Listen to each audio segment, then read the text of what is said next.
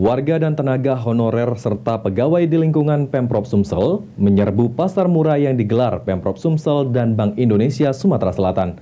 Menurut warga, pasar murah ini sangat membantu memenuhi kebutuhan bahan pokok saat harga bahan pokok naik menjelang Idul Fitri.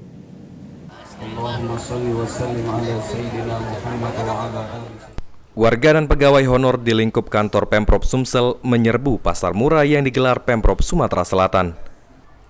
Mereka rela mengantri untuk membeli berbagai kebutuhan bahan pokok yang dijual lebih murah dari harga pasaran. Menurut warga, pasar murah yang digelar ini sangat membantu warga untuk memenuhi kebutuhan bahan pokok saat harga bahan pokok naik menjelang Hari Raya Idul Fitri. Membantu ya. Dengan harga yang murah. Oh, lebih murah ya. Kayak gitu ya. Memang beda-bedanya sedikit sih, tapi kan lumayan. Oke. Kalau beras dewek berapa ya tadi kita beli? 1 kilo, 1 kilo 10.000 ya, 50. Oh, 50 ya. Terus apa lagi? Kalau bawang tadi ada nanya enggak tadi?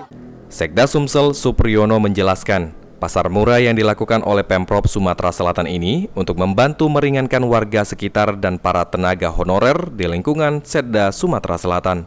Idul Fitri kami mengadakan pasar murah di seputaran komplek perkantoran ini untuk membantu para tenaga honorer untuk berbelanja minimal memenuhi kebutuhan dalam rangka menyambut Idul Fitri.